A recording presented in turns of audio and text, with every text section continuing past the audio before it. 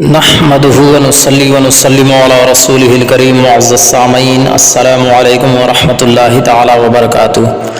امید کرتا ہوں آپ سب باخیر ہوں گے۔ رب تبارک و تعالی ہم سب کو خیر و عافیت کے ساتھ زندگی گزارنے کی توفیق و رفیق عطا فرمائے۔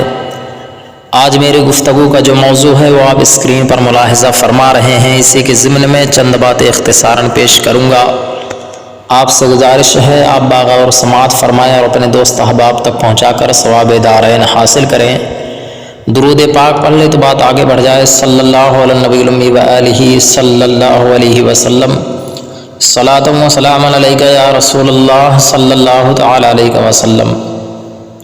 حضرات محترم، آپ نے بارہا عام طور سے یہ سنا ہوگا کہ یہ عمل فرض ہے اور یہ واجب ہے، یہ مستحب ہے، یہ سنت ہے اور یہ مکروہ ہے، یہ حرام ہے۔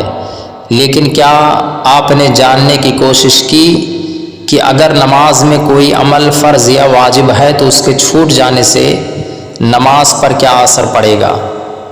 مستحب، مکروہ یا حرام ہے تو اس کے کرنے سے نماز کا کیا حکم ہوگا؟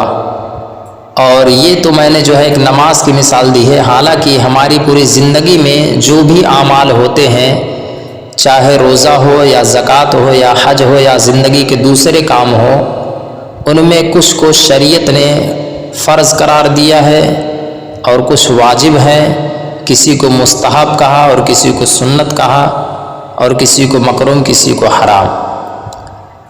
یعنی کوئی عمل ہے جو مکروہ ہے، کوئی عمل ہے جو حرام ہے۔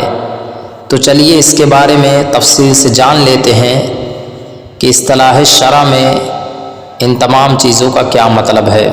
سب سے پہلے میں فرض کی بات کروں گا۔ اس کی دو قسمیں ہیں، فرض عین سب سے پہلا ہے اور دوسرا ہے فرض کفایہ۔ فرض عین اس کا مطلب یہ ہوتا ہے کہ جس کا کرنا ہر ایک پر ضروری ہو اور کچھ لوگوں کو کرنے سے ذمہ داری ہٹتی نہ ہو، جیسے نماز، روزہ، حج، زکوٰۃ وغیرہ۔ نماز اور روزہ فرض عین ہے، ہر شخص کو کرنا ضروری ہے، کچھ لوگوں کے کرنے سے سب کی ذمہ داری ختم نہیں ہوتی۔ اسی طرح سے فرض کفایہ، اس کا مطلب یہ ہے کہ اگر کچھ لوگوں نے کر لیا تو سب سے ذمہ داری ہٹ جائے گی، لیکن اگر کسی نے نہیں کیا تو سب کے سب گنہگار ہوں گے۔ مثال کے طور پر جیسے نماز جنازہ، یہ فرض کفایہ ہے، اگر ایک لوگ نے یا دو لوگوں نے پڑھ لی یا کسی ایک ہی نے پڑھی تو سب جو ہے بری جمع ہو گئے۔ اسی طرح سے رمضان شریف کے آخری عشرہ میں جو اعتکاف میں بیٹھتے ہیں وہ بھی جو ہے فرض کفایہ ہے، یعنی کسی ایک نے اگر مسجد میں اعتکاف کے لیے اللہ کی رضا حاصل کرنے کے لیے اعتکاف میں بیٹھ گئے تو سب کے سب بری جمع ہو گئے، اگر کوئی نہیں بیٹھے گا تو سب گنہگار ہوں گے۔ اسی طرح سے نماز جنازہ جیسے میں نے ذکر کیا، کسی ایک نے پڑھ لی تو فرض کفایہ یہ ادا ہو گیا اور سب نے اگر ترک کر دیا سب گنہگار ہوں گے۔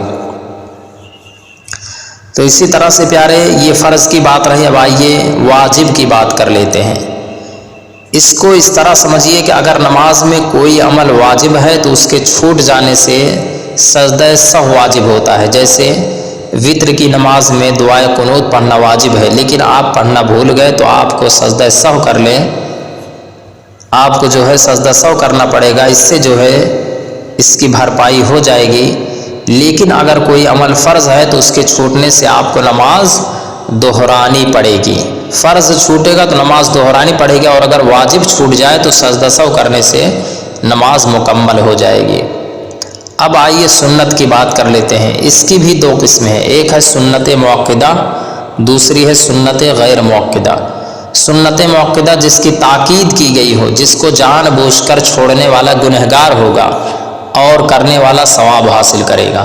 لیکن سنت موقدہ غیر موقدہ جس کی زیادہ تاکید نہ ہو، اس کا حکم یہ ہے کہ کرنے والا ثواب حاصل کرے گا، ثواب پائے گا، لیکن نہ کرنے والا گنہگار ہوگا۔ ہاں، لیکن یہ بات ہے کہ ہمیشہ کے لیے ترک کرنا یہ محرومی کا سبب ہے۔ مثال کے طور پر سنت عصر اور عشاء کی نماز کی جو فرض سے پہلے چار سنتیں ہیں، یہ سنت غیر موقدہ ہیں، اگر آپ پڑھیں گے تو ثواب ملے گا، لیکن اگر کسی دن جو ہے کسی عذر کے سبب آپ نہیں پڑھ سکے تو آپ کو دہرانا بھی نہیں ہے اور آپ گنہگار بھی نہیں ہوں گے، لیکن ہمیشہ کے لیے ترک کر دینا تو یہ جو ہے محرومی کا سبب ہے، اس سے بچنا چاہیے۔ بعض فقہا نے تو اسے جو ہے کہا ہے کہ گنہگار ہوگا، ہمیشہ کے لیے چھوڑ دینا۔ تو پیارے اس کو آپ یوں سمجھ لیجئے ایک سنت موقدہ جس کی تاکید کی گئی ہو، اور سنت غیر موقدہ جس کی تاکید نہ کی گئی ہو، لیکن تاکید نہ ہو اس کے باوجود بھی اس پر عمل کرنا چاہیے۔ صحیح یہی ہے پیارے کہ جن کی تاکید نہ ہو پھر بھی بندہ اللہ کی رضا کے لیے ان اعمال کو نہ چھوڑے، تو اللہ تبارک و تعالیٰ اس کے سبب اس کے درجے بلند فرمائے گا اور اس کا مقام بلند و بالا ہوگا۔ اب آئیے مستحب کی بات کر لیتے ہیں۔ مستحب اس عمل کو کہتے ہیں جس کا کرنے والا ثواب حاصل کرے گا لیکن نہ کرنے والا گنہگار نہیں ہوگا، اور اس کو مندوب بھی کہتے ہیں۔ اب اس کے بعد مکروہ، مکروہ جو ہے ناپسندیدہ چیز کو کہتے ہیں، اور اس کی بھی دو قسمیں ہیں۔ جو اللہ اور رسول کو ناپسند ہو اسے مکروہ کہتے ہیں۔ اس کی دو قسمیں ہیں، ایک ہے مکروہ تحریمی، دوسرا مکروہ تنزیہی۔ مکروہ تحریمی اس عمل کو کہتے ہیں جو شریعت میں ناپسندیدہ ہو اور حرام کے قریب ہو، اور اس کے کرنے پر عذاب ہوگا۔ اور دوسری ہے مکروہ تنزیہی۔ مکروہ تنزیہی وہ جو ہے حلال کے قریب ہو، یہ جو ہے حلال کے قریب ہے اور اس کے کرنے پر عذاب نہیں ہوگا لیکن چھوڑنے والا ثواب حاصل کرے گا۔ اب آئیے حرام کی بات کر لیتے ہیں۔ حرام وہ عمل ہے جس کے کرنے پر سخت عذاب ہوگا اور چھوڑ دینے پر ثواب۔ اس لیے جو چیزیں اسلام میں حرام ہیں ان کو چھوڑنا بہت ضروری ہے، لہٰذا ہمیں چاہیے کہ اللہ اور اس کے رسول کے فرمان پر عمل کریں۔ تو پیارے یہ چند باتیں تھیں اختصاراً جو میں نے آپ کے سامنے پیش فرمائی۔ اللہ تبارک و تعالی ہم سب کو عمل کی توفیق و رفیق عطا فرمائے۔ واللہ اعلم ورسولہ بالصواب۔ السلام علیکم ورحمۃ اللہ تعالی وبرکاتہ۔